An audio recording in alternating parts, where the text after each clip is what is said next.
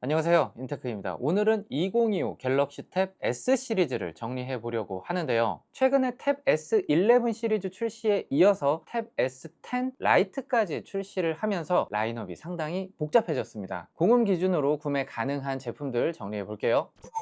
먼저 플래그십 라인업인 탭 S 시리즈를 보면 14.6인치 16:10 비율의 대화면을 가지고 있는 탭 S11 울트라가 있습니다. 안드로이드 기반에서 멀티태스킹을 많이 하신다면 최고의 제품입니다. 미디어텍 디멘시티 9400 플러스를 탑재하고 나왔는데요. 칩셋에 있어서는 약간 아쉬워요. 탭 S9까지는 스냅드래곤을 사용했었는데 S10부터는 미디어텍 디멘시티 라인업을 달고 나오고 있거든요. 그리고 출시 시기도 살짝 아쉽습니다. 디멘시티에서 최신 칩셋을 출시하기 직전에 구형 칩셋을 가지고 출시를 하기 때문에 탭 S11 시리즈를 구매하자마자 뭔가 구형이 된 것 같은 느낌을 받게 돼요. 이런 부분들은 탭 S12 때는 뭔가 방법이 필요해 보입니다. 14.6인치는 S8 울트라, 그러니까 8트라 때부터 내려오고 있는 폼팩터인데요. 무게 두께가 조금씩 얇아지고 가벼워졌지만 메이저 업그레이드는 없이 유지가 되고 있어요. 그러다 보니까 처음에는 사이즈 자체가 혁신이다 라고 말씀드렸었는데 4년이 지나다 보니까 약간 새로운 게 필요하지 않나 라는 생각도 들어요. 전면 디스플레이를 보면 노치가 줄어들기는 했다라는 걸 알 수 있는데, 그럼에도 불구하고 세로 모드로 놨을 때 왼쪽에 노치가 오게 되면 약간 거슬린다라는 걸 알 수 있어요. 자, 그렇기 때문에 저는 웹브라우징을 할 때 노치 쪽이 오른쪽으로 가도록 배열을 하고 봅니다. 13인치 노트북보다 크고 15인치에 거의 육박하는 사이즈를 가지고 있기 때문에 덱스 모드를 활용해서 키보드 마우스를 활용하신다고 하면 노트북처럼 활용하실 수가 있어요. 하지만 윈도우가 꼭 필요하다라는 분들께서는 대체제가 될 수는 없어요. S펜의 경우에는 이번에 새롭게 바뀌었는데요. 둥근 모양이 아니라 연필처럼 각진 모양으로 나왔습니다. 하지만 너프를 먹은 부분도 있습니다. 에어 액션이 빠지면서 블루투스 연결을 지원하지 않고요. 순수하게 필기만 가능해요.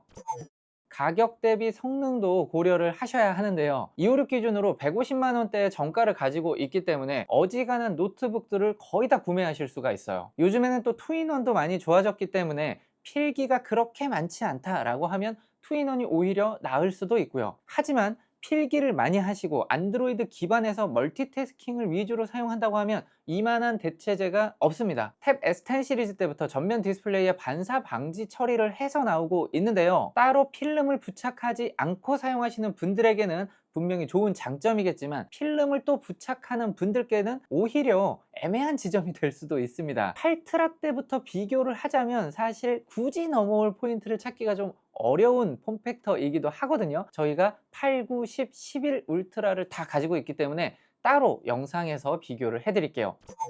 자, 그리고 이번에 포고핀의 위치가 뒷면으로 바뀌었습니다. 아무래도 하단에 있을 때에는 접촉 불량이 조금씩 발생할 수가 있었는데 뒷면으로 와서 착 붙어버리니까 리프레시 현상이 사라졌다고 합니다. 탭 S10 시리즈와는 호환이 되지 않는다는 점 참고하시기 바랍니다. 다음은 탭 S11입니다. 10 시리즈는 건너뛰고 11에서 2년 만에 나온 사이즈인데요. 탭 S8까지는 11인치는 LCD가 탑재되어 있었는데 9 시리즈부터는 OLED가 탑재되고 있어요. 사실 이게 맞죠. FE 시리즈와 끝나누기를 하기 가장 좋은 게 디스플레이이기 때문에 OLED의 탑재는 저는 당연하다고 생각합니다. 가볍고 이동 가능한 OLED 탑재 갤럭시 탭을 사고 싶다 라고 한다면 탭 S11을 추천드릴 수 있겠어요.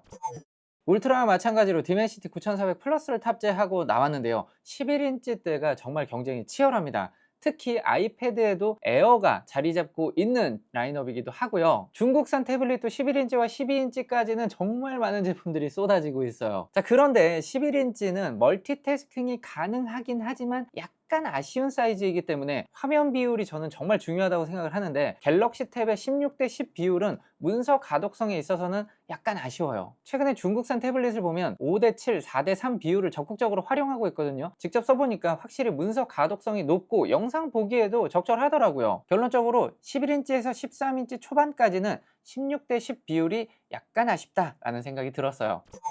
탭 S11도 울트라와 마찬가지로 포고핀이 아래쪽에서 뒷면으로 이동을 했고요. 자, 그래서 슬림 키보드 장착 시 포고핀의 구조가 동일했습니다. S펜도 역시 바뀐 육각 모양이 들어갔고요. 여기서 생각이 나는 게 삼성에서는 왜 8인치대 제품을 내주지 않을까라는 생각이 드는데, 갤럭시 폴드 시리즈하고 겹치는 구간이기 때문이에요. 그렇더라도 태블릿과 휴대폰은 좀 다르니까 8인치대 태블릿도 빠릿빠릿하게 하나만 내줬으면 좋겠습니다.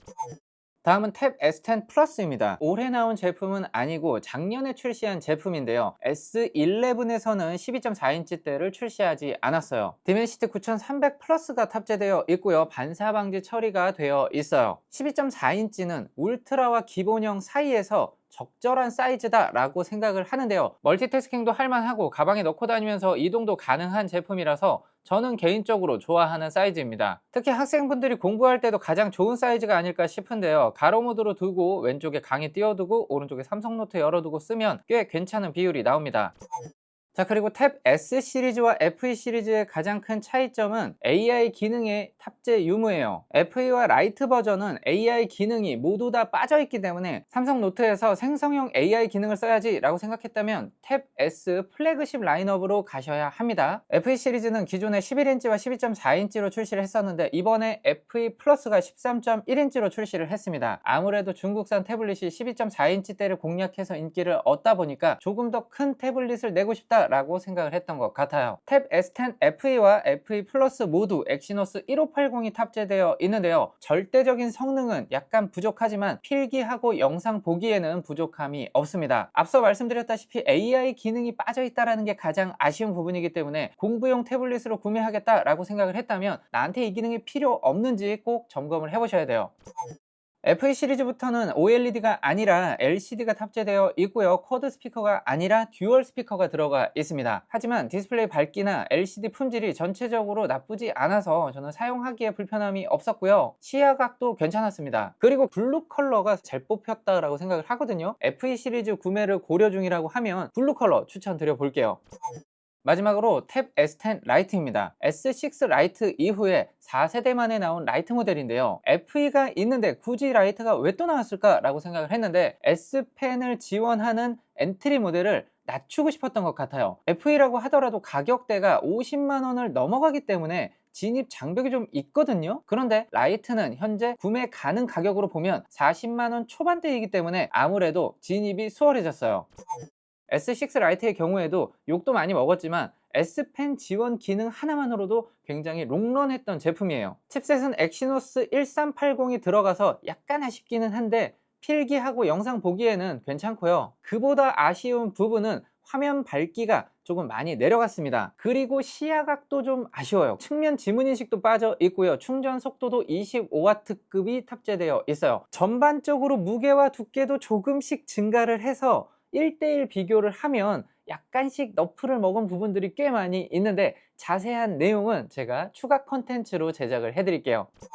정리해보면 14.6인치, 13.1인치, 12.4인치, 11인치 제품군으로 나뉘어 있고 S 라인업과 FE 그리고 라이트까지 세분화해서 출시를 했습니다. 쾌적한 플래그십 AI 안드로이드 태블릿을 원한다면 S11 울트라, S10 플러스, S11 기본형을 고르시면 되겠고요. 필기 위주의 LCD 안드로이드 태블릿을 원한다면 FE 라인업을, 가성비 S펜 지원 태블릿을 찾으신다면 S10 라이트를 선택하시면 될 것 같아요. 갤럭시 탭은 애플 아이패드와 함께 아직은 필기 영역에서만큼은 중국산 태블릿을 따돌리고 있다라고 생각을 하는데요. 최근에 이잉크 태블릿들을 사용해 봤더니 필기감이 정말 많이 좋아졌더라고요. 레노버나 샤오미 제품들의 영상 퀄리티를 보면 또 많이 따라왔고요. 그렇기 때문에 갤럭시 탭이 안드로이드 탭의 상위권 자리를 유지하기 위해서는 또 다른 무기가 나와야 되지 않을까 생각이 들어요. 자, 여기까지 봐주셨다면 구독, 좋아요 부탁드리고요. 시청해주셔서 감사합니다.